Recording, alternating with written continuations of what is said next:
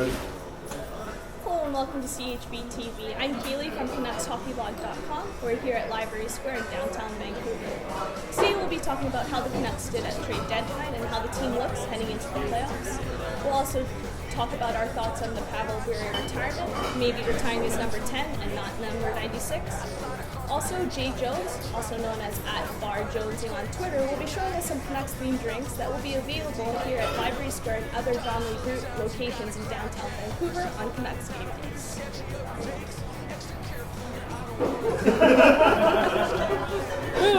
That last part's going in too.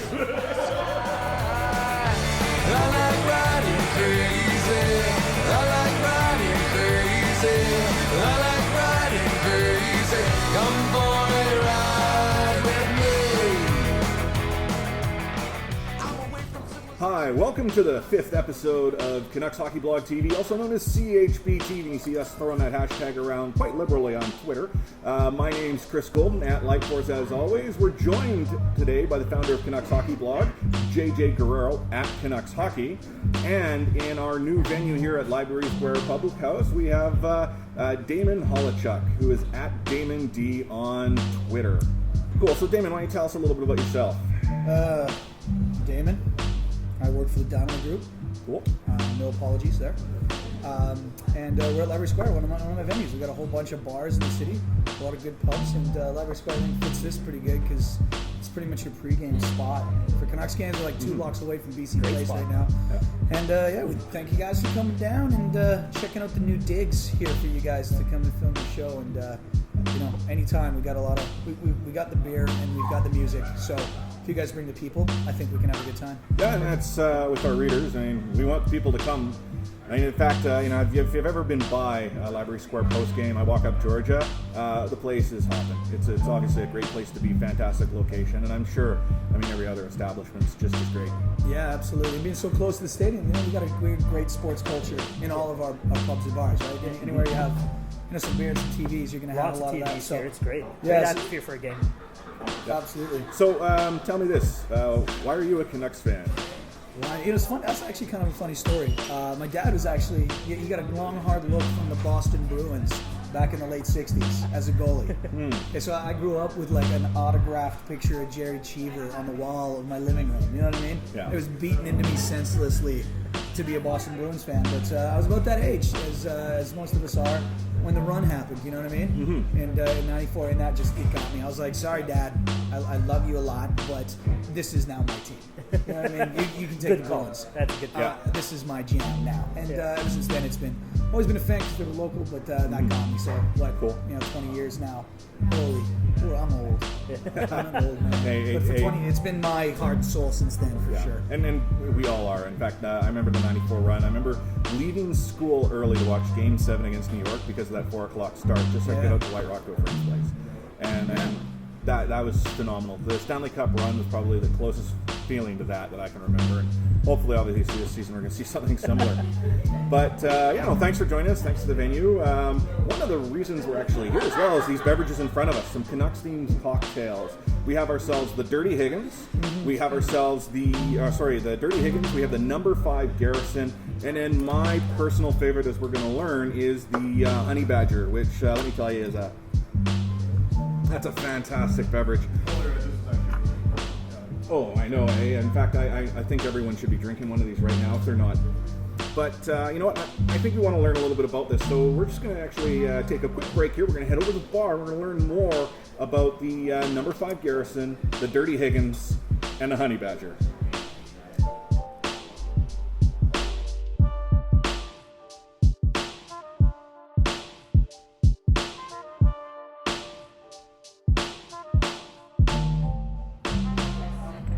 So I'm here with Jay Jones, the executive bartender and brand ambassador of the Donnelly Group. And one of the things that we at CHB are big proponents of is having fun. And Jay is actually connected with us on social media for Twitter to talk about some Canucks-themed beverages that the Donnelly Group is going to be rolling out beginning this past Monday.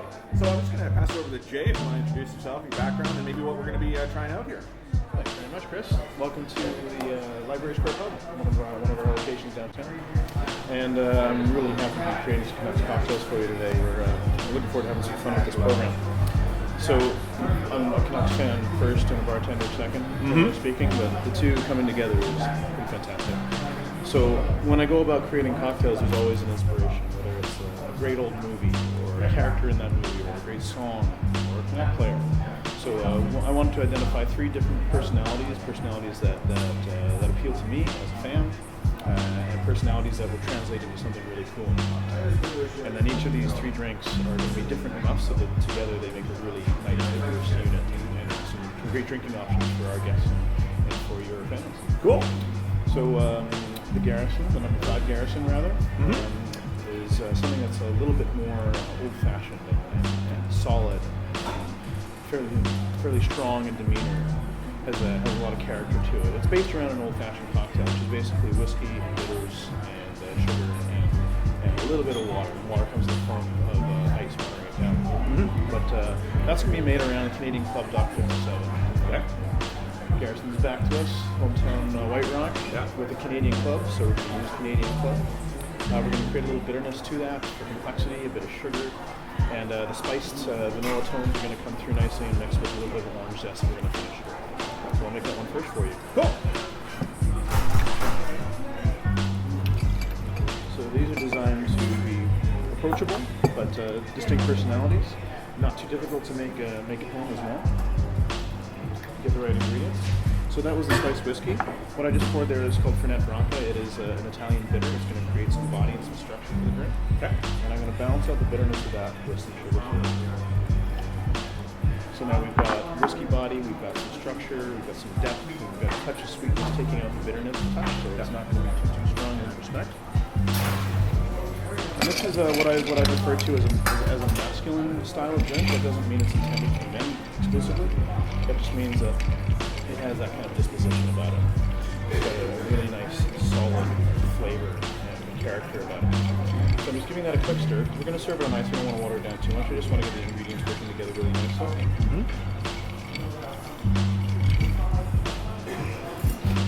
So it's as simple as that to serve it with water. Absolutely. When you're using ice, you don't want to dilute it too much. You don't want it to dilute on its own terms. You want to use the ice effectively. So I'm actually going to strain it off of the ice that we used to mix it up to a smaller rock stars. And I'm going to add some fresh ice to it so that you're starting out with ice that hasn't already been melted. And that's going to keep the drink cool, but not too diluted. It's a whiskey drink. You want to taste that whiskey, right? And then what really makes a nice difference on the finish is fresh pieces of orange peel. And we're going to extract those oils from the peel, wipe a little bit on the rim, so that every time you take a sip, you're going to get a nose of that orange essence, and you're going to get a little taste on your lips of the orange. And it's going to go nicely with the vanilla spice flavors of the whiskey, and the Amaro is going to come in there with some bitter structure. It's not going to taste bitter, but it's going to have some character to it, much like Jason Garrison. Cool. Let's give it a shot. The number 5 Garrison.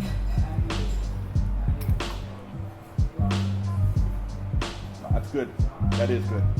In fact, we're actually going to have the ingredients on our site shortly, but this is a sweet drink. You'll be able to get them at not any of them, actually 3 of them. It's Cinema, Lamplighter, and Library Square. Any Canucks game for the rest of the season and playoffs, which we're going to hope is a long run. But again, this is the number 5 Garrison. Only can be found here at Library Square, Cinema, Lamplighter. Oh, that is good. Yeah, no. I just didn't want to. So we're back here at the table after checking out the number 5 Garrison, and I think the pressing topic that's on most of our minds right now has to do with the fact that the trade deadline has come and gone. The Canucks, with only a little action just leading up to the deadline in acquiring Derek Roy, and as we learned on Hockey Night in Canada, depending on which language you speak, it's either Roy or Wa, being that his father's French. But I think the easiest question to ask, did the Canucks do enough? JJ, why don't you tell me? Well, if you're going to look at what the other teams did around the league, you look at the Pittsburgh Penguins. They acquired Ginla, they acquired Brendan Morrow, Douglas Murray. I mean, you look at the Boston Bruins getting Jaromir Jagr. I don't know if the Canucks did enough. I mean, I don't think they kept up with all the other teams in the league. However, within the Western Conference, I think they did okay because the Canucks were looking for a second line center, and they got one in Derek Roy. Yeah. They got Ryan Kessler coming back. They addressed their biggest weakness. And if you look at all the other teams in the West, I don't think they didn't do anything. Chicago stood pat. Detroit stood pat. Anaheim, San Jose, they mostly depth moves. So, I mean, I think they can keep up with the West. Hopefully, they can keep up with the West. It's when they get past the West, if they get past the West, that's going to be a big question. Okay. Yeah, I mean, it was an interesting scenario, right? There's like 3 tiers of teams when it comes down to trade deadline. You got teams that are okay with just exploding, just nuking the roster, a la Calgary, right? They're like, you know what, we're done. We got to clear up cap. We got to start. I love that attitude, by the way, too, when teams do that. Yeah. Then you got teams at the top end who are like lambasting everybody, and they don't need to do anything, and they're making a run, like Pittsburgh, who are like, hey, we got a bit of money. Let's just try to do something crazy and make let's try to steamroll some teams and do this. And then you got the teams in the middle, like Canucks, who, hey, come on, we can all be honest. There's a couple of teams ahead of us, even in the West, that are probably we're gonna have a tough go against, even if we make it in the top half, of the bracket going into the playoffs, right? So they needed to make some moves. I don't think they did really enough, I honestly don't. But once again, you're at the mercy of those two ends of the teams, right? Oh, yeah. When you're in the middle of the road, you got the teams that are ready to go after the Iginlas and throw a bit of money off for 1 or 2 years just to make a good shot at the deal, and then you have to be dealing with the teams that are blowing up and making sure you can negotiate with them. You're kind of in the middle of a rock and a hard place. Yeah. They did good enough. There's a couple of guys though I wish would have come our way, absolutely. But Oh man, it would have been nice to see Ryan Cole come this way. Cole was what I was talking even about. Juicy Jokinen or something like that, or Well, I mean, Jokinen. you look at the price that was paid. It was like a late round draft pick, and while that might have been maybe a higher pick if it was from the Canucks, it doesn't fit within the Canucks design of a team. Not to say it doesn't, but I'm of the opinion though that the Canucks really didn't have a partner to dance with. I mean, I think they were wanting to dance, and how do you really sort of say maybe they didn't do enough, but. Yeah, and I think that's just it. I mean, you look at what Pittsburgh gave up to get, the Ginlas and the Morrows and all of them. Yeah, I mean, they're lower end prospects, but they're prospects.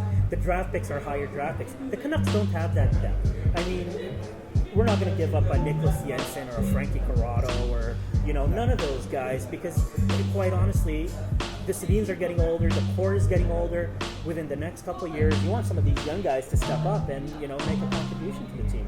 It's always funny when we get to this point in the season when the trade deadline comes up, and you're not doing super well. You're sitting there looking at the roster. There's a couple teams you got to beat, and you get as a fan, you get some anxiety. You get a little scared. You're like, you got to do something, guys.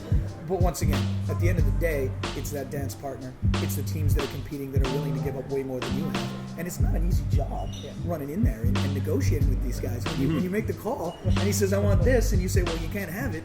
It's a stalemate. There's no arbitration in trades. There's not somebody else coming in. They're like, no, hang up the phone. Yeah. Well, the Luongo deal, I think, is a perfect example. Luongo, Toronto, the Gillis notice factor there, that subplot there. I mean, Well, where Toronto wants us to, load them in a wheelbarrow and drop them off. They expect to get them for free.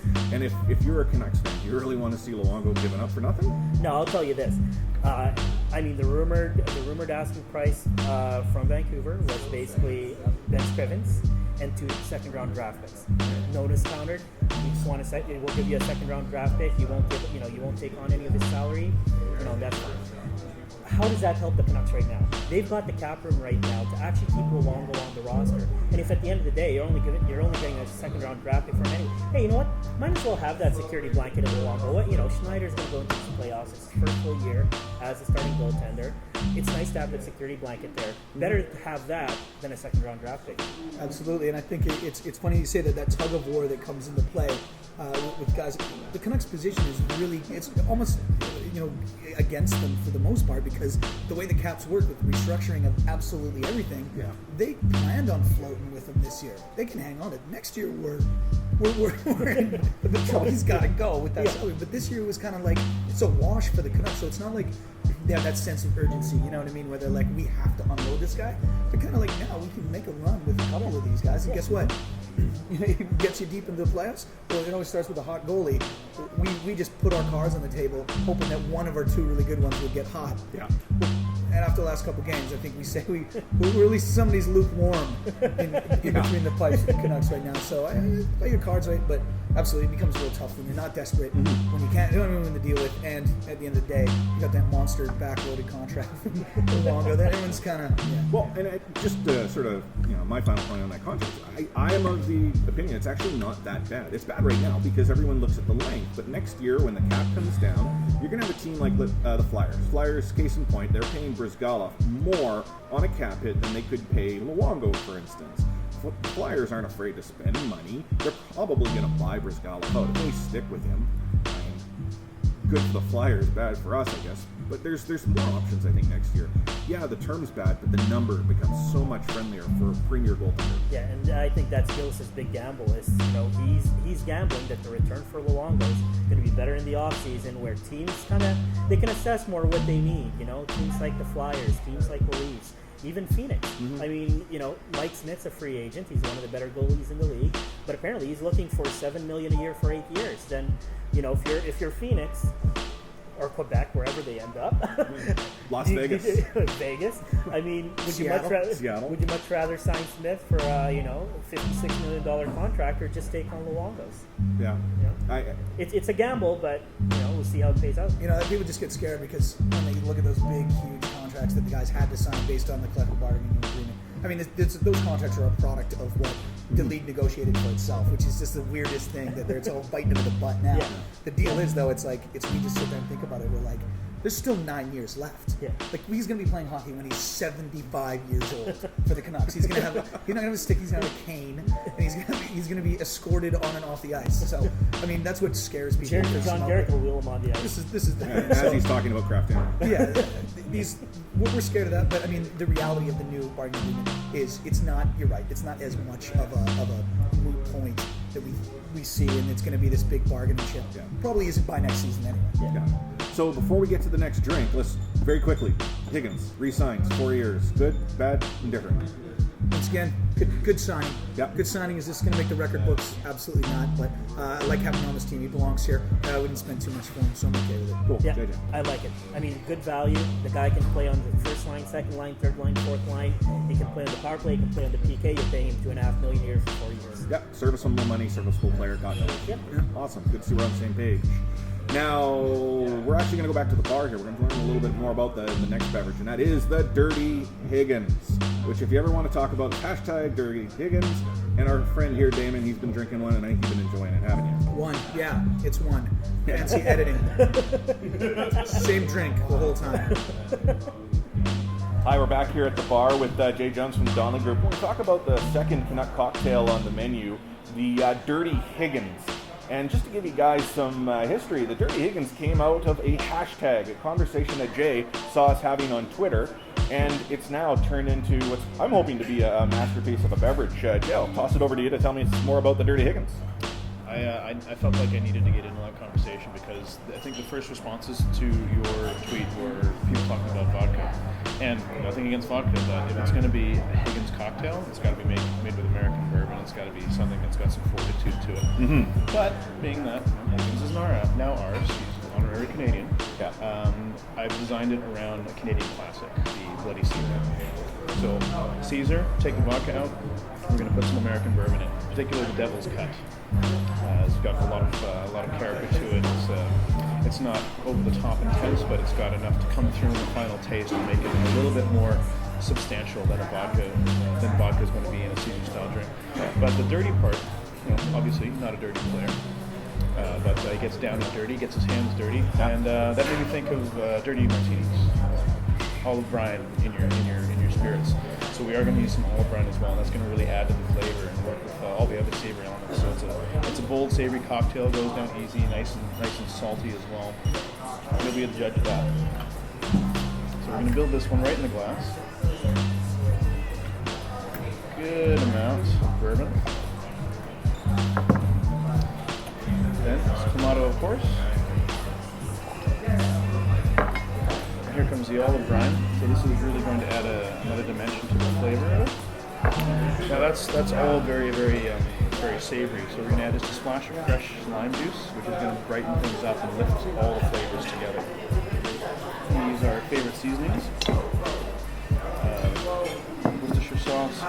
mask off, so we get a little spice going as well. Nice spicy, savory drink.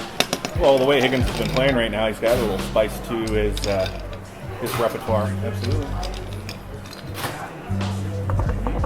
And to go along with the pickle brine, pickle garnish. So, as the next step from the number 5 Garrison, the Dirty Higgins cocktail. Yeah. Now, obviously it looks nice and clean to me, but let's see if it goes down just as dirty. Wow, I know. Seeing me drink with the straw is pretty cool. But yeah, it's the Dirty Higgins. In fact, I'll be honest, not a big Caesar fan, but this is nice. This is real nice. So, if you want to try one of these out, you can. Any Canucks game, as we mentioned earlier, at the Cinema, Lamplighter, and Library Square.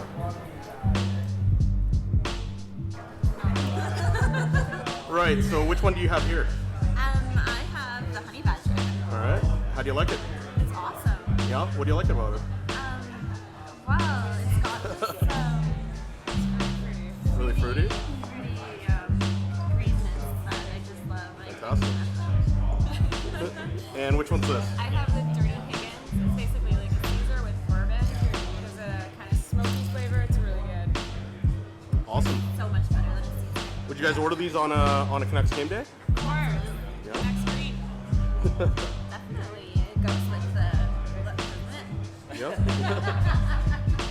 And we're back here at the panel again. We're going to talk about another topic, one that's actually just come up over the last 2 weeks or so, at least in recent times, and that is Pavel Bure. Well, to be fair, it's been a big issue for a long, long time. It's just Well, that's why I said it. reignited. Yeah, it came back recently. Oh, okay, I didn't hear that part. Oh, that's fun. Anyhow, Pavel Bure. He's back in town. Actually, was reading in the paper this weekend. Aquilini went out, talked to him, had a real heart-to-heart over before the Hall of Fame over dinner. Bure's been back in town helping out in the Canuck Place, some of the charities. He got what I would have to say is one of the biggest standing ovations I've seen someone not named Linden or Naslin get in the rink, which kind of caught me by surprise. I think I don't know, maybe I'm out to lunch here. But, what do we think? If his jersey goes up to the rafters, is that a good thing? Yeah, man, I think it's crazy that it isn't. It is crazy that it's not. And especially I look at the history of the Canucks and being Canucks fan. How many like legit Hall of Fame guys have played in recent history? Oh, what? One dude. You go to other like arenas around hockey, and it's like I hate it. There's banners and jerseys, and it's like this history that they built of these guys, honoring those. It's maybe the coolest thing you can ever do. There is no question that the guy wasn't probably, for me, the most exciting Canuck I've ever played, ever watched in real life. I'm privileged to watch him, and he's one of the coolest things we have going for the Canucks. Guys, let's look at it. When we have all of these original six and all these teams, they're hanging on to all their history. These bloody Red Wings fans and these Leafs fans, you know what I mean? That got that. We don't have a lot. We're kind of new. We haven't had a ton of guys there. We need more of these. And he's probably the coolest guy that we had, and we need to like hold him, like wear him like a badge of honor, regardless of the history, just because he was so awesome. Well, I'd actually count myself in the camp that was against it, and not because I don't think he deserved to be in the Hall of Fame. I actually wrote a post about this back 2 years ago, saying how Pavel Bure deserved to be in the Hall of Fame. In fact, when I got through math, that's pretty special because it hurts. But he had the stats, he had the season, he had the play, he had the style, everything that deserved to be in the Hall of Fame. Where I draw the line on having his jersey up into the rafters has to do with how the Canucks have defined who gets up there. And it's the Spiel effect. Stan Spiel made it up there because of everything that he contributed to the team. And as a fan, part of me felt like Pavel Bure flipped me off when he asked to leave and sat out until he did. Now, since that has happened, we've read there's been stuff between him and the team and a lot of other crap that's gone on, and that's maybe softened it a bit. If that standing ovation hadn't happened, I was at that game to see not only the emotion in the ring. You're pulling a play now. You were at that game. I was at that game, that's right. I was at the game. Well, Clay's not here. However, back to my point, there was a lot of emotion from the fans. Pavel actually looked like, oh my God, I missed this. I was overcome by emotion. I can't even put it into words. And now I'm sort of thinking, well, you know what? Maybe I'm not that much against his jersey going up. I agree. He's a Hall of Famer. He's the one player the Canucks have ever had that deserved to be in the Hall of Fame. And how do you not show that guy the respect by putting his jersey up? See, I became a hockey fan in the 90s. I started watching the Canucks in the early 90s. That was, I still remember the first game that I listened to on the radio on CKNW was Pavel's first game against Winnipeg. And I could feel the crowd. I distinctly remember being in my bedroom. I could feel the crowd. 94 run, amazing play. Words can't describe how amazing he was, this player. That said, I don't know about getting his jersey retired. I don't see him in the same league as Stan Smeel or Linden or Naslund in how he affected the Canucks community. Now that this is just me, when I think of a jersey being retired, I think of seeing a player wearing that number and thinking, man, no one else should wear that number. No one else in the Canucks should wear number 16 or number 12 or number 19. Number 10, I didn't think it was weird when Brad May wore it. Jeff Tambellini, Trevor Lukowski. But how would you feel if someone wore 96? Well, 90. Wow. Who's going to wear 96 now? It's like someone wearing 45 for the Bulls. Yeah. What's up with that? 24 for the Lakers or something. But, it's... I don't have the same emotional connection with Pavel. Not saying he's not a great player. I think he's a hell of a player. Hockey Hall of Fame, very worthy. He's got the stats. Most exciting player in Canucks history. I just don't know about him having that sort of overall kind of effect on the Canucks community. Now, I did watch that game on Thursday when Pavel was around. I saw the ovation. So obviously a lot of Canucks fans, they're willing to forgive and forget what happened when he got traded. He's starting to mend fences. He helped out the telethon. He's out with Aquilini helping on some of the other Canucks charities and stuff like that. So, he's beginning to mend fences and stuff like that. So, maybe I'm softening a little bit, but if you ask me right now, I don't know about getting his number retired. Man, I think it's crazy that we're not. It's like, I don't know when the eye eventually stopped caring about the petulant sports attitude guy having any factor anymore. I think we're over that, right? Because if that was the case, Michael Jordan was a huge douche, apparently. You know what I mean? Yeah. We didn't know that. He just had a good PR team. You know what I mean? The list goes on of every great player of all time was actually a huge jerk or didn't do well. You know what I mean? There's always that. So I've actually come to a point, I guess, in my sports watching career that's off the table. I don't even care anymore what that was. I understand what you're saying about the community, and hockey's a bit different, especially when it's the top 5 sports. The Canucks are the top 5 teams in Vancouver, in the Lower Mainland, right? It's all of them, and then maybe it's the Whitecaps. So, but for me though, it's I define something like retiring a jersey just by awesome.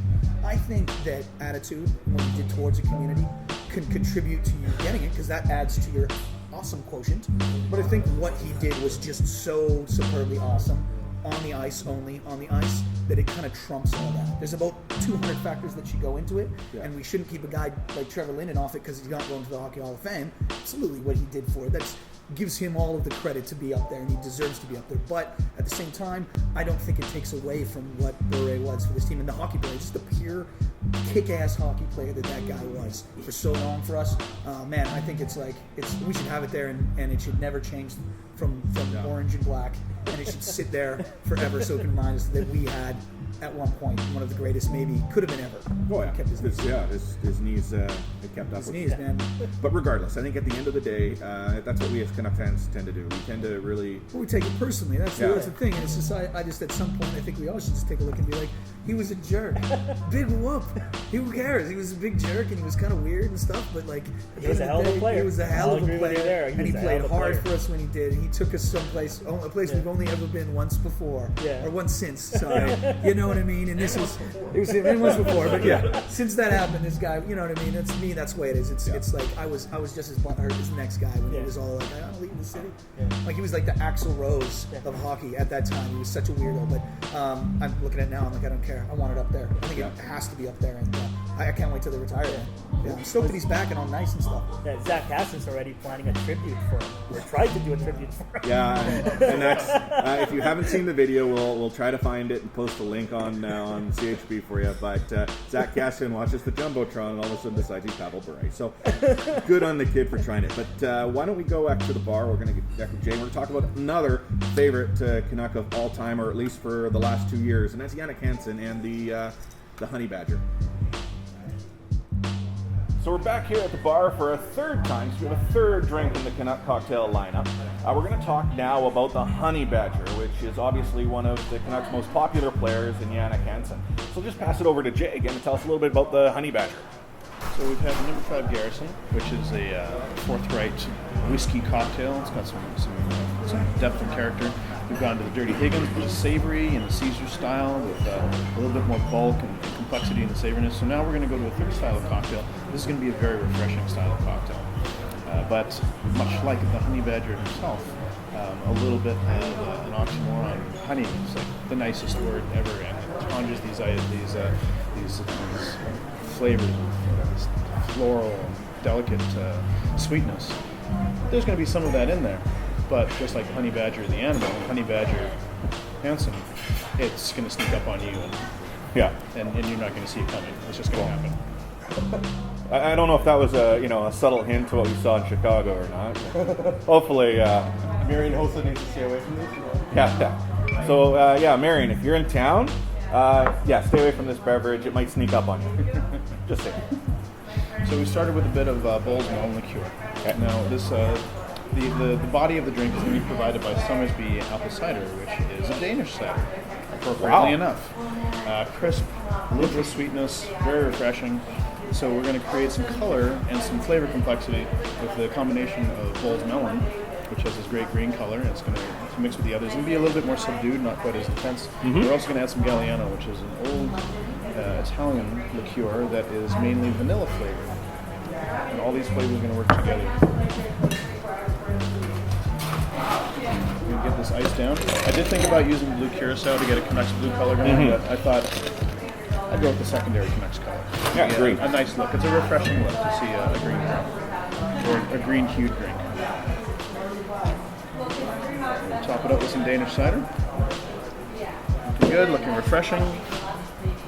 So after a long day of work or a long day of play, a little Honey Badger to reward you. Pardon me. There we are.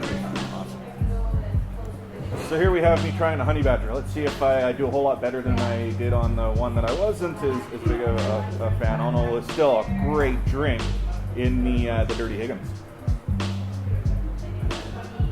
Oh wow, this is fantastic. That's your style of drink? This is my style of drink. In fact, I'm looking for a long playoff run this year, and obviously it's going to get into the sun. We know it's golf weather. This is the type of beverage you might be drinking on the patio while you're watching a Canucks playoff game deep in the playoffs. This is a beautiful beverage.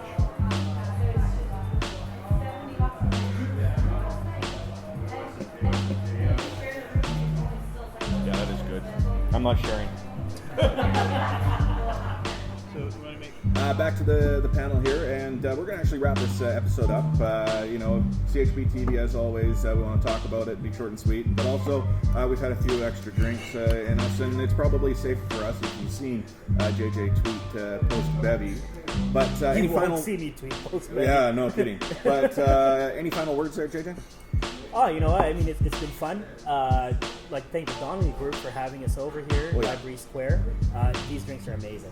So, I'm looking forward to coming here on a Canucks game day. Lamplighter, say what's the other pub, the Academic? No, Lamplighter Cinema and Library Square Public House. Yeah, looking forward to it. Good. We're looking forward to having you guys come down.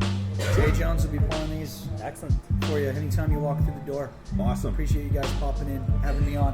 Yeah. No, and really great that you joined us. Obviously, great venue here. I mean, we're here on a weekend, and we got TVs around us. We got every sport imaginable. We got hockey on the tube. It's not the Canucks, but that's okay. But yeah, great times. Really, thanks for having us, Ed. I don't know where Ed's gone here, but Yeah. So, we're done? I think so. Thanks for coming out. As always, you can find us at CanucksHockeyBlog.com, CHBTV.com, or follow us on Twitter at Canucks Hockey. Cheers.